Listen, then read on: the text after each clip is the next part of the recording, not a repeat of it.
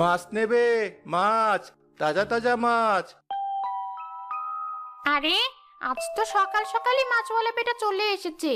Better ডাক শুনলেই জিভটা কেমন লক লক করে ওঠে। যাই, গিয়ে মাছ খাই। হি হি হি হি হি।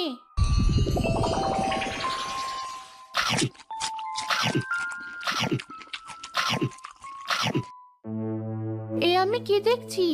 এর মানে এতদিন ধরে শাকচুন্নি সব মাছ খেয়েছে। এটার একটা বিহিত করতেই হবে। হি হি হি হি। সব মাছ খেয়ে ফেলেছি। বোকা মাছওয়ালা কিচ্ছু বুঝতে পারেনি।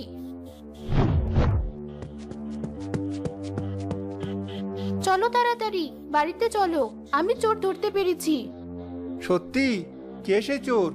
বলো তাড়াতাড়ি, বলো আমাকে। সব বলবো, তুমি আগে বাড়িতে চলো।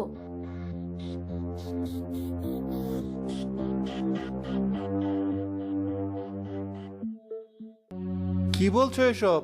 আমার তো বিশ্বাসই হচ্ছে না। আমি নিজ চোখে দেখেছি। তাহলে এবার কি হবে? তুমি চিন্তা করো না, আমার চেনা একজন সাধু বাবা আছেন। তিনি একটা বুদ্ধি বের করে দেবেন।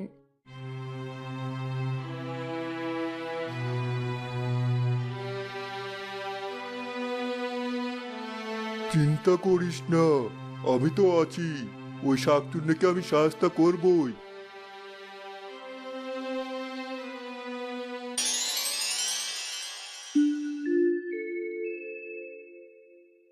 এই নে, এই মাছটা নিয়ে যা।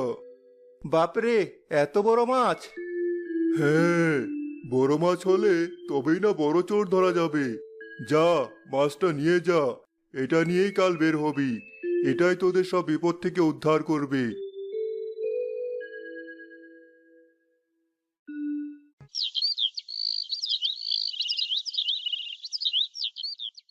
পরদিন সকালে সাধু বাবার কথা মতোই বিশাল ইলিশ মাছটা নিয়ে বেরিয়ে পড়ল কবির।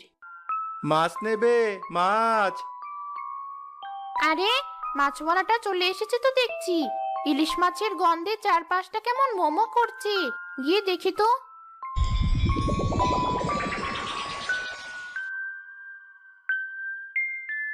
হি হি হি হি। কত বড় ইলিশ মাছ! আজ মজা করে খাবো।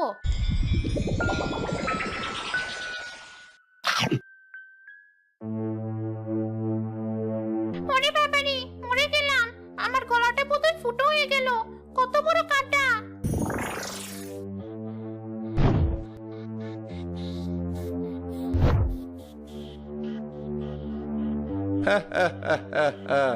ঠিক হয়েছে, ঠিক হয়েছে। কি ভেবেছিলি শাকচুন্নি? আমার মাছ চুরি করে খাবি আর গলায় কাটা বিঁধবে না? দেখবি, এই কাটায় তোর প্রাণ নেবে। মরে গেলাম, আমার গলাটা বোধহয় পুড়ে গেল। চিৎকার করতে করতে শাকচুন্নি সেখানেই ভস্ম হয়ে গেল।